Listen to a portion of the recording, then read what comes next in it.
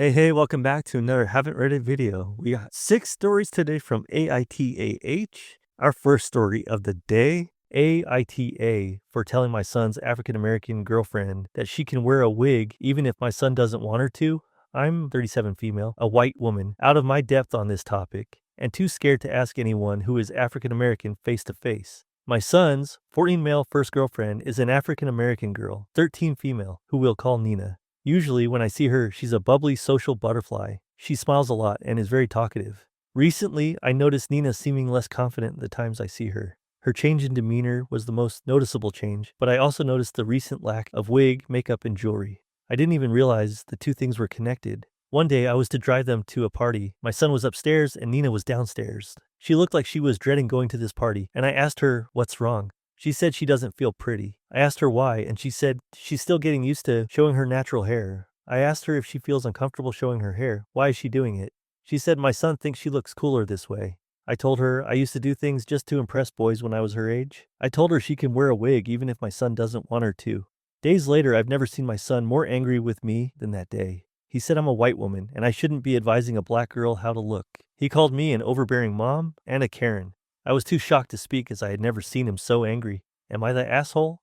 Top comment says, NTA by millions of miles. I'm an African-American woman and I applaud you for helping that girl and giving her back some of the confidence that your son stripped from her. He's controlling, not you. You were being a woman and a mother, not a Karen. You should have a talk with your son about how he should treat a girl, period. If he's like this at 14, I shudder to see him full grown, if he makes it that far with that attitude. OP responds, thank you. I kept second guessing myself if I did the right thing. Next top comment says, NTA, you gave her advice that applies to everyone, and it was good advice. Your bigger problem is that your son is a controlling dick. Someone says, at 14. Last comment says, wait a minute, your son said you, a white woman, shouldn't be advising a black girl how to look. Yet he, a white boy, should. Logic is clearly not his strong suit, a common situation among 14-year-olds. And you did not tell her how to look. You merely advised her to wear a wig if she wants to. Time to sit your son down and have a little chat. He's not an authority on anything just because he currently has a black girlfriend. He needs to stop using the relationship to claim authority he doesn't have. Second story of the day. Parents support Trump. His policies cost me my business. I, 40 male, have owned and managed an electrical contracting company specializing in solar for the last 7 years. I worked my ass off to build a profitable company with integrity. Things were going great and I could see a reasonably short runway to retirement or semi-retirement. Then Trump took away all incentives for renewables and replaced them with tax breaks for fossil fuels. I am now in the process of selling my business and taking a position working for a large company and making less. My parents don't seem to understand that their decision to vote for Trump and his ilk has directly impacted my life in an extremely negative way.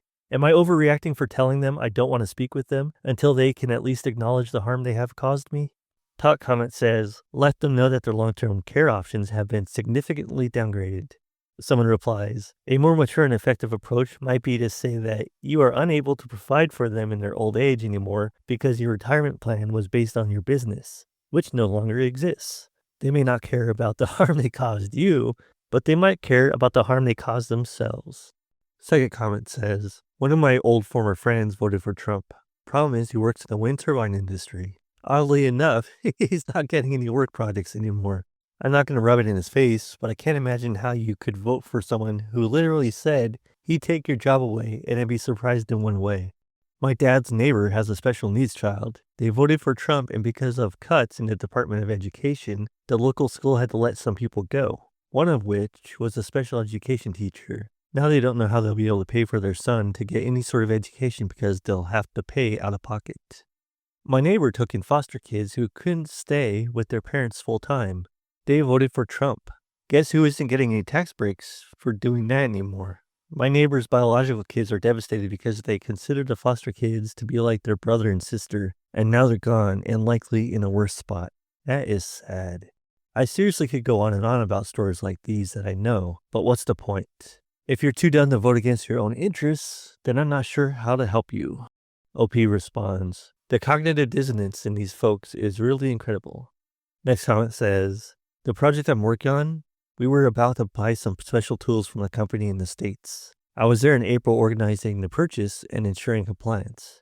The company informs me of a price increase due to the tariffs that they must pass on to us. The end result was the increase in the cost made the oppositions machine from Germany a cheaper option.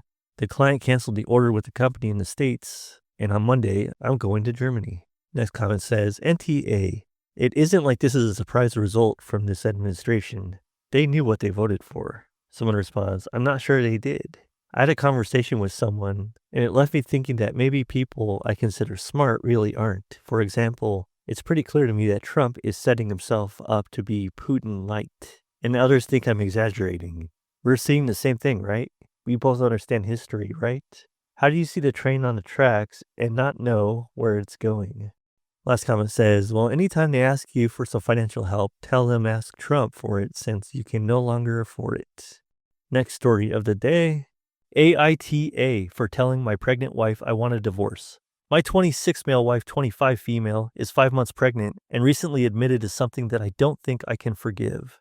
She dropped out of high school due to family issues and started working low-wage jobs. When we met, I was already more established in my career as an accountant.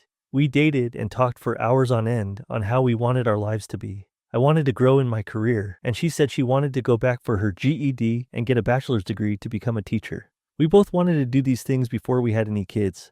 After we married, she quit her job, and she said she didn't want to get another job because she wanted to focus on getting her GED and getting a college degree. I said fine, I'd put in more hours to support us both, and I did. She finally got her GED after a year of trying and failing the tests. I was so proud of her and told her I was. Well, she started bringing up, what if we have a baby already? I said no, that we had agreed until after we had reached our goals, and it stayed at that. When she got pregnant, I was excited, but also somewhat confused, as she had been on birth control the whole time. She said maybe it had been a miracle and that it was a sign that we were ready. Well, recently, she confessed that she had gotten off of her birth control to purposely get pregnant. I was furious and stormed out and said I was going to divorce her. I am sleeping at a hotel currently and didn't get much sleep last night due to thinking. She's been calling nonstop and texting, and she's crying, telling me she's sorry, but I haven't answered. Did I overreact? AITAH? Top comment says, oof, baby trapping you and lying to you. NTA. I'd be livid if my life changed forever based on a lie. Someone replies, my brother's wife baby trapped him with their third. He was thinking about leaving. 10 years later, she filed for divorce and it's going to ruin him. Someone else says, happened to me. It sucks. We had only been dating a year and I was trying to end it. Now I'm co-parenting with her in my house, making negative money to cover her, the kid, and myself. We have no chemistry and I want to get out, but the kid is awesome. And sorting out childcare for a toddler is hard enough between two. Couldn't imagine doing it solo with my 70+ hour per week job. Oh no. Second comment says, a relationship can sometimes survive mistakes, but not when one partner removes the other person's choice in something as huge as when to have kids. That's a deal breaker for a lot of people. NTA. Someone responds to this comment, it is not just that. She waited until they got married to tell him that she wanted to quit her job. I don't know about others, but I would be pissed off. This is not a one-time thing. She is not honest, and she unilaterally makes big decisions, wanting OP just to follow them. This is a pattern.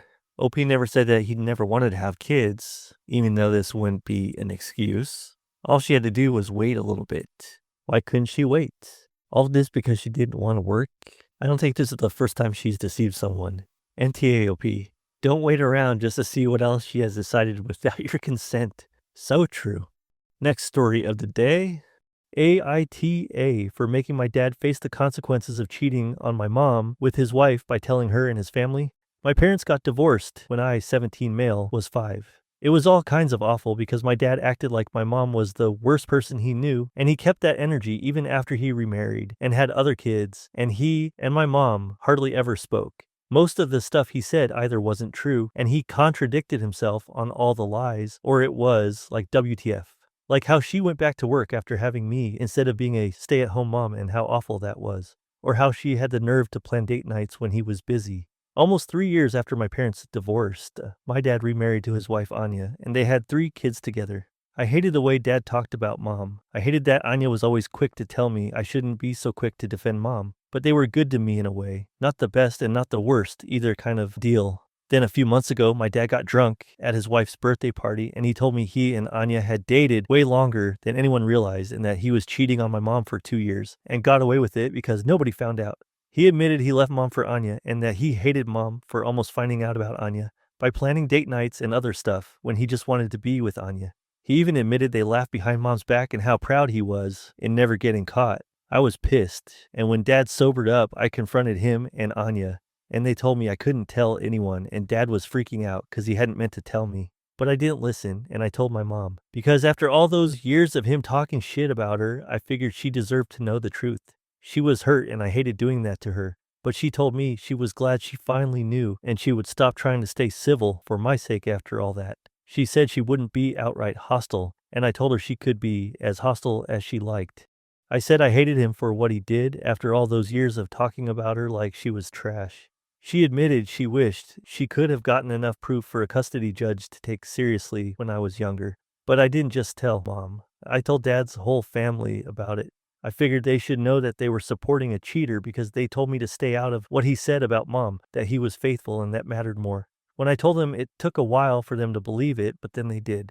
And they told dad he was disgusting and immoral and how God would never forgive him. They also stopped having anything to do with him and with the kids. They no longer consider them legitimate grandkids.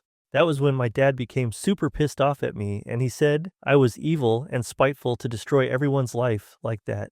I asked him what would he call himself after talking shit about my mom for 12 years, when he was the one who did her dirty. He said he never ruined the lives of innocent kids who were getting grown, people problems taken out on them. I said he actually did when he badmouthed my mom to me and put me in a bad place with that. Anya said that it was so small compared to what their kids would go through because it was clear I was done with all of them as family, and that meant the kids would lose so much more. I went no contact with them at that point, although I can't block him until I turn 18 because it says so in the custody order. And since I block her, they use dad's phone all the time to shame me for making dad face the consequences of what he did. They blame me for their kids being collateral damage in it all. AITAH? Top comment says, NTA, he's the embodiment of FAFO. He's just mad because he got away with it for so long and now can't hide behind his lies anymore. OP says, literally, he was so smug about it too. I can imagine him walking around feeling so smug all the time, and not just when he was drunk that time. Next comment says, NTA, but I would sow some seeds of doubt. I would suggest to Anya that your dad is good at cheating. He brags about getting away with it for years. So how can she be sure he hasn't done the dirty on her? And then I would suggest his drunk rant wasn't all about cheating, just on mom. Ooh, OP says, my dad's side already planted those seeds. They went at it from a bit more of a religious angle, but I think it still bothered Anya. Next comment says, you did nothing wrong. Very proud of you for defending and setting things straight and staying by your mom's side for all these years. They have no right to be angry, and yet they are. And you should not worry about their feelings. No one spared you. OP says, I had to. It was crazy to me that dad was admitting to lies by contradicting himself and then blasting mom for the weirdest and the meanest shit. All the while, he felt so smug that he got away with cheating on her for 2 years. Last comment says, I can make an argument that on a subconscious level, he wanted you to know, hence the supposed slip. OP says, I think it's possible. Like in his head, I'm pretty sure he thought subconsciously that I would support him after he badmouthed mom for so long. He never really understood how awful that was for me. Next story. My husband wanted a divorce until he lost his job. Am I the asshole to follow through with filing? My husband, 34 male, and I, 38 female, have been married for 6 years, together for 9. We have had our ups and downs, but the biggest down is how he speaks to me. I just had our son 1 year ago. When I was 10 months postpartum, he was telling me I am fat and lazy, and all I do is take care of the baby and work. As I still had baby weight on, navigating new routines, work, and caring for our baby and 4 other children while working 40 hours a week. On my birthday, he demanded I not leave the house, or he would divorce me. Just so happened my daughter had an appointment at UCLA for her teeth the morning of my birthday, so I took her. Needless to say, he didn't even say hello to me and slept in his game room. He has been sleeping there since. It's been 2 months. He told everyone he was divorcing me, spoke to an attorney and everything before even telling me he wanted a divorce. He told me I was not the prize. I'm almost 40 and have 4 kids, 3 who are minors. He said he's the prize, he's in his prime and makes good money, and any woman would love to be in my shoes and take care of his kids. He even went as far as inviting his baby mother into the house to visit while I was out. Fast forward, he loses his job and telling me to wait to move. He then starts talking nicer to me and acting different than before. I told him I was still moving out and going forward with separating because his actions did not align with someone who wanted to be with me. It feels more like I'm his only option at the moment. Now he's going around saying I am a gold digger and leave as soon as he loses his job. He's saying he wanted to try to make it work, but I am the one choosing to leave to all his family and friends. So am I the asshole for following through with what he initiated, even after he lost his job? Talk comment says, he's realizing that nobody wants an unemployed jackass who verbally abuses his postpartum wife. Leave him and focus on creating a healthy life for yourself and your kids without his toxic behavior dragging you down. Someone responds, exactly, he's just trying to save face now. She's already been through so much postpartum. A new baby, 4 kids, work, and his verbal abuse is unacceptable. Leaving him is just the right move for her and the kids. Next comment says, my daughter is almost 2 and I still have some baby weight. Also, I am the dad. OP says, thank you for this. Next comment says, baby mama? How many of those kids are hers? OP says, 2. Between the 2 of us, we have 6. I have an 18-year-old, 16, and 13-year-old. He has a 10 and 14-year-old, and we have a 1-year-old together. NTAH. Leave his ass. 40 is still young. What the hell is he talking about? Go do baby makeover, exercise, and take Ozempic. Whatever works for you. Be super hot and get a rich husband. He is clearly emotionally immature. OP responds, it's been 13 months now and I'm now weighing less than my pre-pregnancy weight. He texted me Friday saying how he finds me sexy and wants to hit it again. I haven't let him touch me in months since he said that I was fat and lazy. What a douche. Someone else says, do not divorce him now. Wait until he finds a new job and starts working. Otherwise, you're going to fuck yourself over with alimony. OP responds, how? He lost his job after he asked me for a divorce. He wasn't dependent on me or accustomed to my income during the marriage. And he's been working with his brother making $300 a day. I made about $3K this month. Last comment says, I'm calling BS on this post. LP responds, I wish it was BS, but it's my life. Maybe I should post a text he sent, but I don't need to prove what a shit show my life is. If you don't believe it, I am glad you haven't been put in such positions in life to realize they happen. Last story of the day. AITAH for mocking my father and stepmother's belief that they're not truly married because they couldn't adopt each other's kids. I, 18 female, grew up in a religious household. My mom was not really religious, but my father really was, and I think she would have left if she had been older when they started dating. But they got married at 19, had my brother at 20, and me at 22. Mom got sick when I was 1, and she died when I was 6. So one thing my father's church is that they expect widows and widowers to remarry within the first year of loss. Typically, it's to another widower, but you're allowed to marry someone who was never married too. Then it's said that to be truly married, you have to adopt each other's kids, but you can't actually adopt one set and not the other. So the wife couldn't adopt the husband's kids. If the wife's kids weren't adopted by the husband, it would be seen as illegitimizing the marriage or something. I never really understood it and was never religious enough to care, but it's only when all of that is complete that you're considered married and a family for real. You are also considered no longer a part of your biological family when that happens. This goes for adoption in general, and adoption was really pushed by the church. Most families adopt at least once. So my father and stepmother started dating 8 months after my mom died and married 10 months after. The adoption process was started then, but when it went before the judge, me and my brother acted out and said we didn't want to be adopted. I don't remember which of us acted up the most, but the judge refused to order the adoption of us when we were against it like that. He did offer to continue with the adoption of her kids, but they had to stop it to not upset things. They tried multiple times to push the adoption through, and each time me and my brother stopped it. My stepmother's kids hated us for it as they got older. They were younger than us when it started. My father and stepmother resented me and my brother because they wanted more kids and to adopt other kids but couldn't and be okay in the eyes of the church.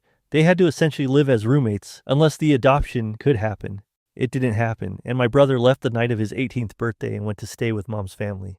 I followed a few weeks before my birthday. My father tried to get the police involved, and he tried to accuse mom's family of kidnapping us. He tried to use the church to force us back too, and it didn't work. We didn't believe in it or religion, so it was a waste of time. I ran into them recently while I was running errands for the family members I'm living with, and they tried to talk to me about how I ruined their lives and her kids' lives. I mocked them because I said they shouldn't even be out together like that, since in their beliefs they aren't really married, and I said they should move out now because it's so improper. They told me it wasn't nice to be so disrespectful and to remember that I was raised in those beliefs and shouldn't mock them now. I told them I never bought any of it, so it was all the same to me. AITA for mocking them and their beliefs. ETA. A lot of people have asked, but they call themselves Mormon. But basically, they evolved and have their own rules. Some are taken somewhat from Mormon beliefs and just intensified and made way harsh. Top comment says, the fact that they tried to involve police and accuse your mom's family of kidnapping says everything. They weren't thinking about your well-being, just about preserving appearances in their church. OP responds, yep, and that's all it is for any of them. While a few might believe it's best for the kids, I know it's not uncommon for kids to not want the adoption and to be ignored. We're treated more like property than people, and the same goes for all those babies they adopt. Someone asks, what on earth kind of religion or cult is this? OP says, Mormon, or at least used to be. They still call themselves that, but they evolved into something different. At least when I researched, I didn't find any that functioned with quite so many rules for remarriage and stuff. This comment says, it's a bit mean, but it ultimately doesn't matter. NTA. So even though they're legally married because you and your brother blocked the adoption, they really live as roommates? Still all these years later? That's so sad. And yeah, it's quite strange. What religion is this? OP says, I don't know if behind literal closed doors, but they try to make it look that way even to us. We were part of what was once officially Mormon church that sort of evolved into its own thing. I know some Mormon churches have similar-ish rules, but none as crazy strict from what I've seen. Last comment says, NTA, absolutely NTA. And your father and stepmom literally FAFO. I normally don't mock someone else's religion and their beliefs, but what in God's name is this stupid-ass rule for marriage of a widower/widow? OP says, it's a rule of possession basically, which is as bad as it sounds because it treats kids like possessions you can trade. Thanks for joining me for these stories today. Hit the like and subscribe button and stay tuned for our next video. Have a wonderful rest of your day.